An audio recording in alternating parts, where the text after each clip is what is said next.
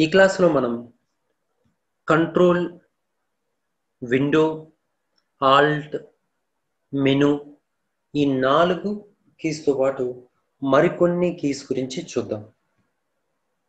ముందుగా నేను control key గురించి చెప్తున్నాను. ఇక్కడ కంట్రోల్ కీతో కొన్ని క్యారెక్టర్స్ కాంబినేషన్తో మనం కొన్ని షార్ట్ కట్లను ఉపయోగిస్తాం. ఉదాహరణకు కంట్రోల్ కీ ప్రెస్ చేసి ఏ ప్రెస్ చేస్తే, కంట్రోల్ కీ పట్టుకుని ఏ ప్రెస్ చేస్తే డేటా మొత్తం సెలెక్ట్ అవుతుంది. Control N new file open అవుతుంది. కంట్రోల్ పట్టుకుని ఓ ప్రెస్ చేస్తే ఎగ్జిస్టింగ్ ఫైల్ అంటే ఆల్రెడీ క్రియేట్ చేసిన ఫైల్ ఓపెన్ అవుతుంది. తర్వాత control S save, control P print document, అదేవిధంగా control X cut, control C copy, control V paste, control Z undo. ఇప్పుడు control A చూడండి, నేను కంట్రోల్ కీని ప్రెస్ చేసి పట్టుకుని ఏ ప్రెస్ చేయగానే డేటా మొత్తం సెలెక్ట్ అయింది. ఇప్పుడు డిలీట్ కొడితే డేటా మొత్తం ఎరేజ్ అయిపోయింది. ఇప్పుడు కంట్రోల్ జెడ్ కొడితే ఆ డేటా మరలా మనం తిరిగి పొందగలం. కంట్రోల్ ఏ ప్రెస్ చేశాను, డేటా మొత్తం సెలెక్ట్ అయింది. ఇప్పుడు డిలీట్ కీ ప్రెస్ చేస్తే మొత్తం డేటా డిలీట్ అయిపోయింది. కంట్రోల్ జెడ్ ప్రెస్ చేస్తే అండు అవుతుంది. కంట్రోల్ జెడ్ ఏదైనా పొరపాటున ఏదైనా డిలీట్ అయిపోతే వెంటనే మళ్ళీ దాన్ని వెనక్కి పొందాలి అంటే కంట్రోల్ జెడ్ని ప్రెస్ చేయండి. Control Z. అలాగే కంట్రోల్ ఎన్ చూడండి, న్యూ ఫైల్ వస్తుంది. కంట్రోల్ ఎన్ ఇది సేవ్ చేయాలని అడుగుతుంది, సేవ్ చేద్దాం. Save file name is Ram, desktop మీద సేవ్ చేస్తున్నాను. న్యూ ఫైల్ వస్తుంది. మరలా కంట్రోల్ ఎన్ ప్రెస్ చేస్తే ఇంకొక ఫైల్ వస్తుంది.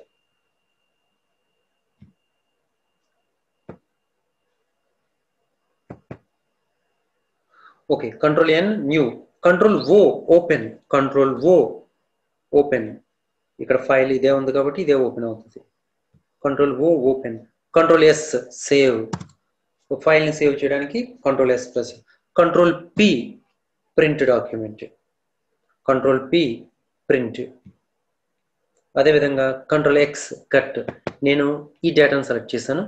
కంట్రోల్ ఎక్స్ డేటా కట్ అయింది.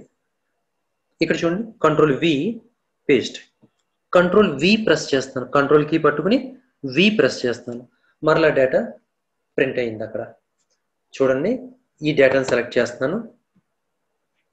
Control X cut, control V paste. అదే నేను కాపీ చేస్తే ఆ డేటా అక్కడ డిలీట్ అవ్వదు. ఇప్పుడు ఈ ఒక్క లైన్ని నేను సెలెక్ట్ చేశాను. కంట్రోల్ సి కాపీ, అది డిలీట్ అవ్వలేదు, మరలా పేస్ట్ అవుతుంది. ఇక్కడ కంట్రోల్ వి పేస్ట్.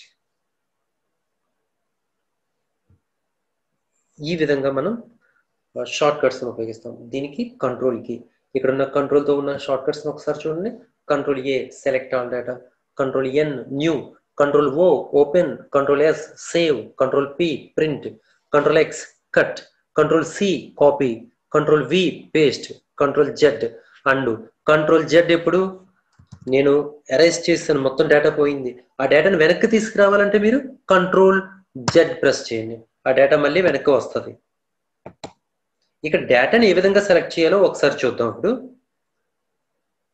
కర్సర్ ఇక్కడ ఉంది, మౌస్ యొక్క లెఫ్ట్ బటన్ క్లిక్ చేసి పట్టుకుని ఈ విధంగా డ్రాగ్ చేస్తే డేటా సెలెక్ట్ అవుతుంది. మౌస్తో సెలెక్ట్ చేయొచ్చు. లేదు అంటే షిఫ్ట్ కీ పట్టుకుని డౌన్ యారో ప్రెస్ చేయండి. షిఫ్ట్ కీ పట్టుకుని, ఇది షిఫ్ట్ కీ, ఇది డౌన్ యారో. షిఫ్ట్ కీ పట్టుకుని డౌన్ యారో ప్రెస్ చేయండి, ఇదిగో డేటా సెలెక్ట్ అవుతుంది. ఈ విధంగా కూడా డేటాని సెలెక్ట్ చేసుకోవచ్చు. షిఫ్ట్ పట్టుకుని రైట్ యారో కొడితే ఒక్కొక్క క్యారెక్టర్ సెలెక్ట్ అవుతూ వెళ్తుంది. షిఫ్ట్ పట్టుకుని డౌన్ యారో కొడితే ఒక్కొక్క లైన్ సెలెక్ట్ అవుతుంది. ఈ విధంగా సెలెక్ట్ చేస్తారు. తర్వాత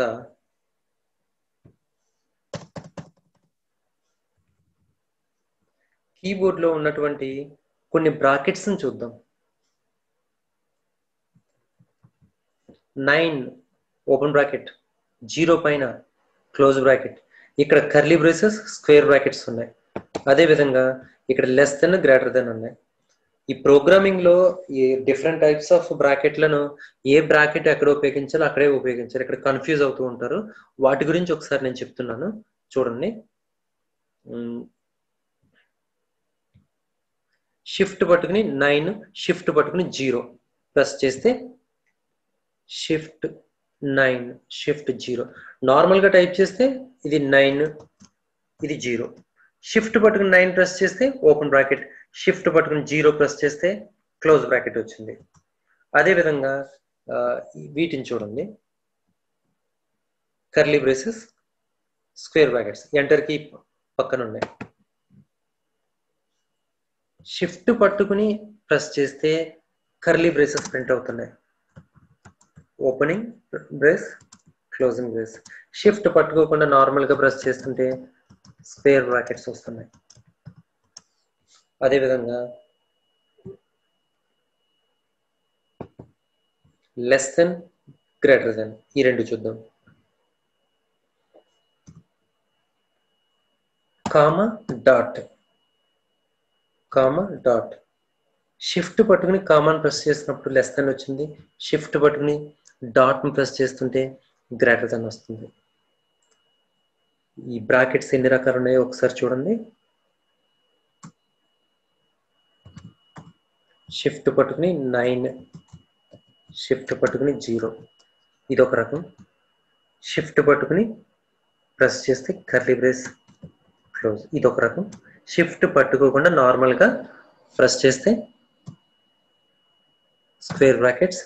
ఆ తర్వాత షిఫ్ట్ పట్టుకుని కామా, షిఫ్ట్ పట్టుకుని డాట్, వీటిని ప్రెస్ చేస్తే ఈ విధంగా వచ్చాయి. అదేవిధంగా మనకి మైనస్ కి అండర్ స్కోర్ కి డిఫరెన్స్ కూడా చూద్దాం. ఇప్పుడు ఏదైనా ఒక ఈమెయిల్ ఐడి టైప్ చేస్తున్నప్పుడు రామ్ అండర్ స్కోర్ కే అని పెట్టాను. అదే మీరు రామ్ డాష్ కే, ఈ రెండింటికి డిఫరెన్స్ చూడండి. ఈ రెండింటికి డిఫరెన్స్ ఉంది కదా, అవి ఎక్కడ ఉన్నాయో చూడండి ఒకసారి మీరు. ఇదిగో ఈకి ఇప్పుడు షిఫ్ట్ పట్టుకోకుండా టైప్ చేస్తే ఈ పైన ఉన్నది ప్రింట్ అవుతుంది, షిఫ్ట్ పట్టుకుని టైప్ చేస్తే కింద ఉన్నది ప్రింట్ అవుతుంది. దీన్ని అండర్ స్కోర్ అంటారు, దాన్ని అండర్ స్కోర్ అంటారు. ఒకసారి చూడండి, రామ్ డాష్ కొట్టాను, కే కొట్టాను, ఈ విధంగా వచ్చింది. రామ్ షిఫ్ట్ పట్టుకుని డాష్ టైప్ చేస్తుంటే అది అండర్ స్కోర్ పడుతుంది, కే. దీన్ని అండర్ స్కోర్ అంటారు, దీన్ని అండర్ స్కోర్ అని పిలుస్తారు. ఈ విధంగా మనం ఈ కీస్ ని ఉపయోగిస్తున్నాం. ఇక్కడ నేను మీకు కంట్రోల్ కీ గురించి చెప్పాను, కంట్రోల్ కీతో కూడిన షార్ట్ కట్స్ గురించి చెప్పాను. దీన్ని విండో కీ అంటారు. విండో కీని ప్రెస్ చేస్తే మనకి స్టార్ట్ మెనూ ఓపెన్ అవుతుంది. విండో కీని ప్రెస్ చేస్తే మనకి స్టార్ట్ మెనూ ఓపెన్ అవుతుంది.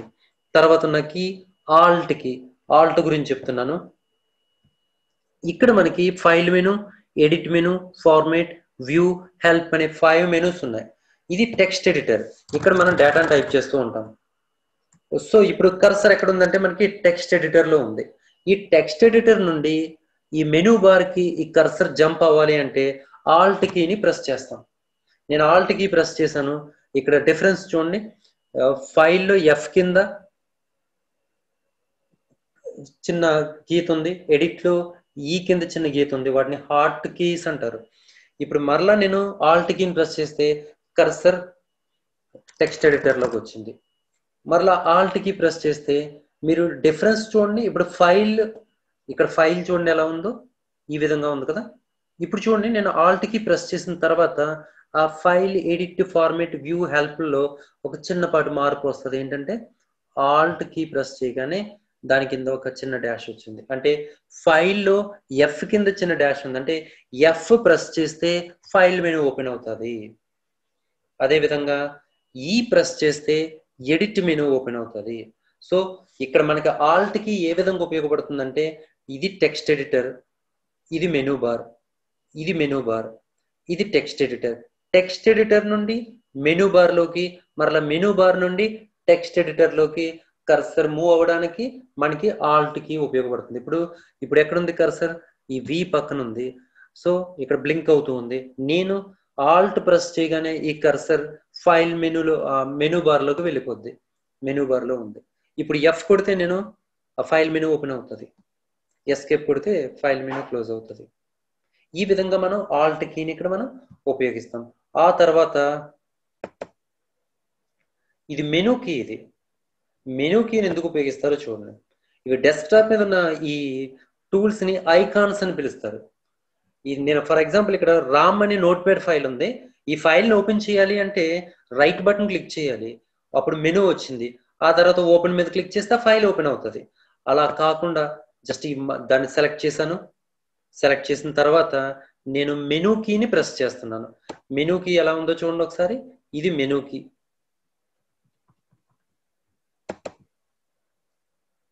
మెనూ కీని దగ్గరగా చూడండి. ఇది మెనూ కీ. ఇది ఈ విధంగా ఉంటుంది. ఇప్పుడు మెనూ వల్ల ఉపయోగం ఏంటో చూద్దాం. రామ్ అనే ఐకాన్ సెలెక్ట్ చేశాను. ఇప్పుడు మెనూ కీ ప్రెస్ చేస్తే అక్కడ ఒక మెనూ వస్తుంది. అది మెనూ. అలాంటి మెనూస్ని ఓపెన్ చేయడానికి ఇక్కడ సెలెక్ట్ చేశాను. మెనూ కీ ప్రెస్ చేస్తే అక్కడ ఒక మెనూ వస్తుంది. ఆ మెనూస్ కోసం మనం ఈ మెనూ కీని ఉపయోగిస్తాము.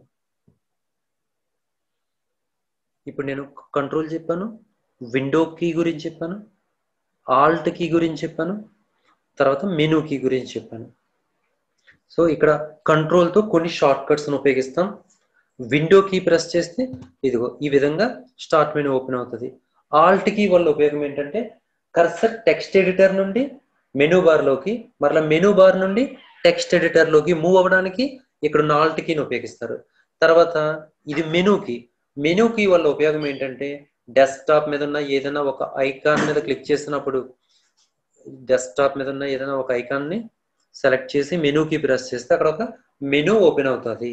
ఈ విధంగా మనం ఈ కీస్ని ఉపయోగించడం జరుగుతుంది.